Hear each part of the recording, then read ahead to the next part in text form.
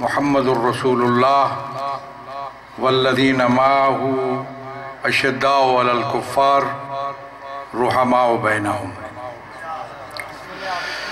عزیزان گرامی، میں تمام فرزندان اسلام کو ولادت باسعادت ختمی مرتبت میلاد اکرم پر ہدیہ تبریک پیش کرتا ہوں۔ 12 ربیع الاول ہو یا 17 ربیع الاول، ولادت اسی ہستی کی ہے۔ سب کو خوشیاں منانی چاہیے مل کر، اور ایک دوسرے کو ہدیہ تبریک پیش کرنا چاہیے۔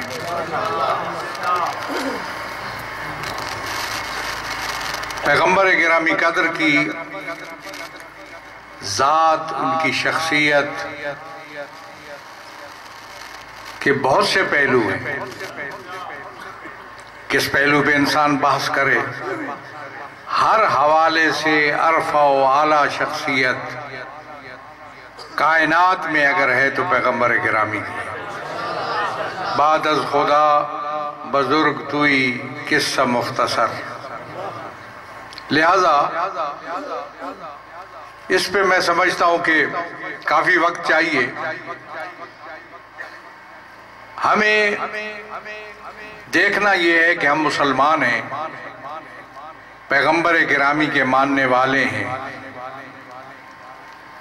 تو ہمارے اندر یہ جو خلفشار ہے، یہ جو انتشار ہے، یہ جو آپس میں مخالفتیں ہیں اور دشمنیاں ہیں، کیا پیغمبر کی سیرت اس کی اجازت دیتی ہے یا نہیں؟ اس کو سوچنا چاہیے۔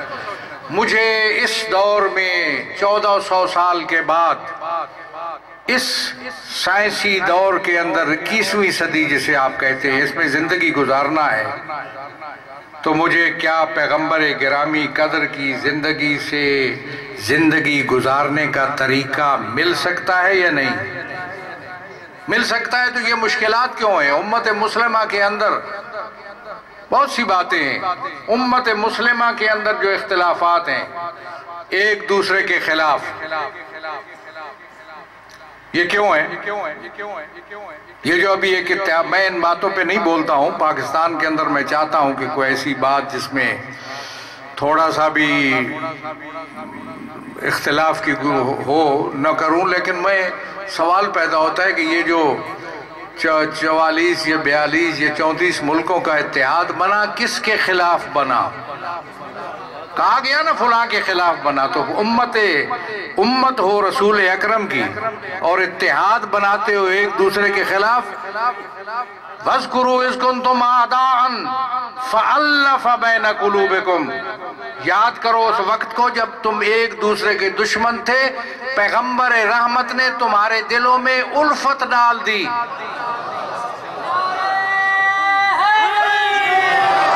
پیغمبر پوری دنیا اگر صرف کر دو اس الفت پر تو اس کے بدلے الفت نہیں مل سکتی۔ یہ پیغمبر رحمت کا وجود تھا۔ آج پیغمبر رحمت کو ختمی مرتبت مانتے ہو، ختم نبوت پہ بحثیں کر رہے ہو، کیا ختمی مرتبت مانتے ہو؟ تو یہ اختلافات کیوں ہیں؟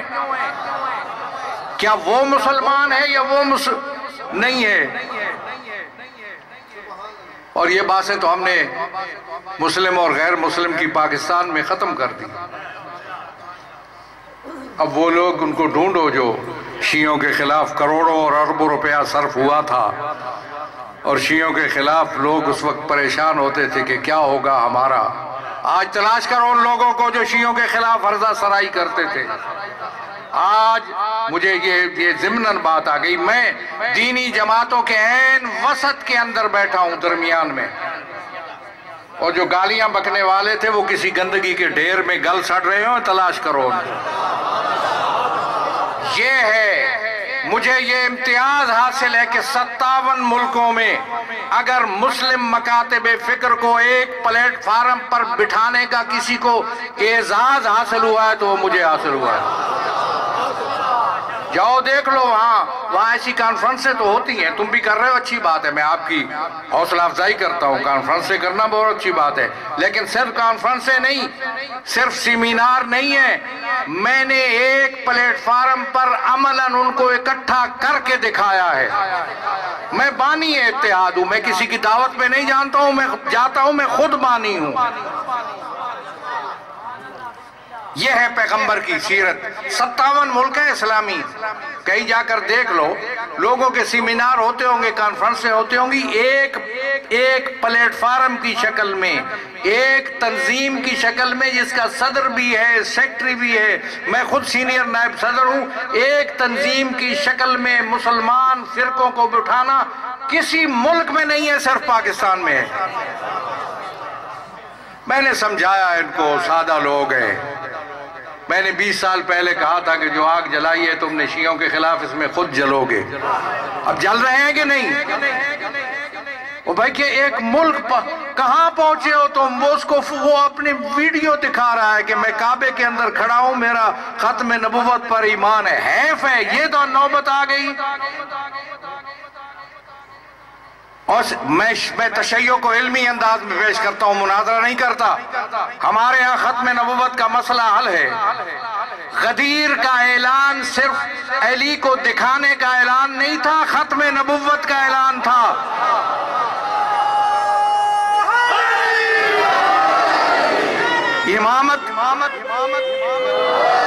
امامت کو ماننا ختم نبوت کے عقیدے کی بنیاد پر ہے۔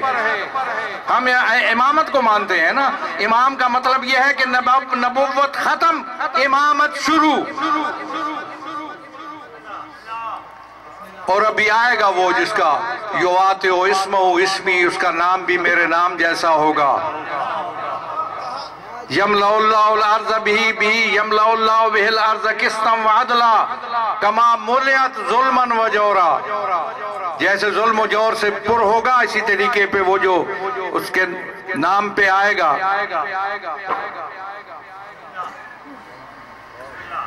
کیا سمجھتے ہو قیامت کب آئے گی؟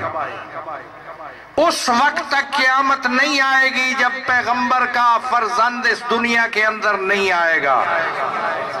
مانتے ہو، خود پیغمبر فرماتے ہیں کہ اگر ایک دن بھی باقی رہ گیا قیامت سے تو خدا اس کو 40 سال کے برابر کر دے گا تاکہ مہدی کا ظہور ہو اور اس کی حکمرانی ہو۔ ختم نبوت کو مانتے ہو تو مہدی برحق کو مانتے ہیں سارے مسلمان، مت اعتراض کیا کرو۔ یہ فرق تم میں ہے، کچھ لوگ کہتے ہیں پیدا ہو چکا ہے، کچھ کہتے ہیں ابھی پیدا ہوگا، لیکن مہدی کو سب مانتے ہیں۔ کوئی شخص انکار نہیں کرتا قیامت سے پہلے مہدی کا آنا ضروری، اور مہدی کا آنا بھی ختم نبوت کی دلیل ہے۔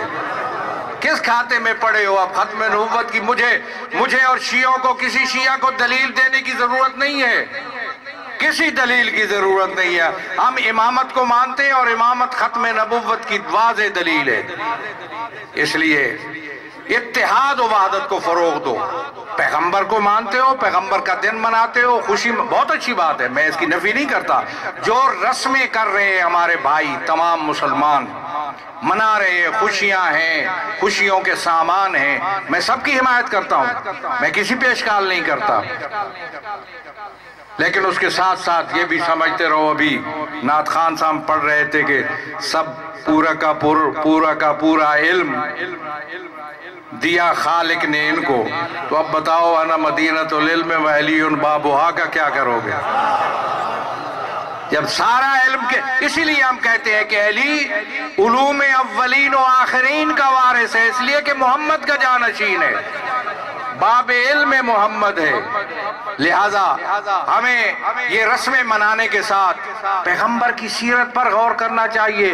میرے گھر کے حالات ٹھیک نہیں ہیں، میری خاندانی پریشانیاں ہیں، میری سماجی محلے میں، قبیلے میں، خاندان میں پریشانیاں ہیں، میرا سسٹم خراب ہے، پاکستان کا انصاف نہیں ملتا، قانون کی عملداری نہیں ہے۔ اس کے لیے مجھے پیغمبر کی سیرت سے حاصل کرنا چاہیے۔ پیغمبر کی سیرت میں سب کچھ موجود ہے۔ عشق محبت بہت قیمتی چیز ہے، لیکن تھوڑا آگے بڑھو، وہ نظام لاؤ اس ملک کے اندر جو پیغمبر کا نظام ہے۔ اگر پیغمبر کا نظام ہوتا تو ڈی آئی خان کے اندر ٹارگٹ کلنگ نہ ہوتی۔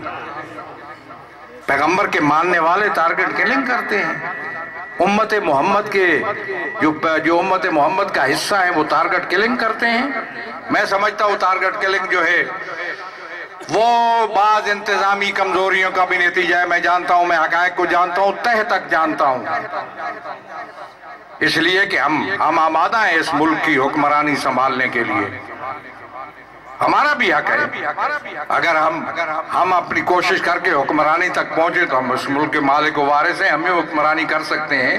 ہم پہنچے تھے، آپ کو پتا ہے کہ مرکزی وفاقی وزارت تعلیم بھی ہمارے پاس رہی اور سینٹ کے اندر ہماری نمائندگی رہی، صوبوں میں آپ کے صوبے میں بھی نمائندگی صوبائی اسمبلی میں رہی، وزارت اور مشیری ہمارے پاس رہی، اور اس وقت دوسری بڑی پارٹی گلگت بلتستان میں ہم ہیں، حزب اختلاف کا لیڈر بھی ہمارا ہے، تو ہم آ سکتے ہیں۔ جب آئیں گے تو ہم پیغمبر کا نظام نافذ کریں گے، سب کو انصاف ملے گا، شیعہ سنی سے ماورا ہو کر۔ اسی سنی بھی پیغمبر کا امتی ہے، شیعہ بھی پیغمبر کا امتی ہے، بریلوی، دیوبندی، اہل حدیث، جماعت اسلامی، شیعہ سب بھائی ہیں۔ انما المومنون اخوہ، مومن کلمہ گو آپس میں بھائی بھائی ہیں، ایک کا حق دوسرے پر وہی ہے جو بھائی کا حق بھائی پر ہوتا ہے۔ نفرتیں کم کرو، پیغمبر گرامی نفرتیں کم کرنے آئے تھے، حبل اللہ کو کہ دامن کو مضبوط سے پکڑو۔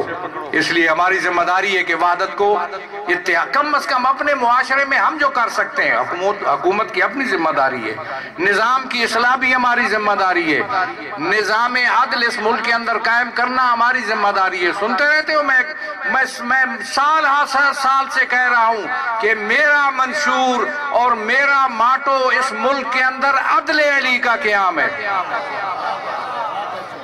اور عدل علی اس ملک کے اندر ایک پرامن، ایک اچھا معاشرہ، ایک راحت و سکون سے بھرپور معاشرہ قائم ہو سکتا ہے۔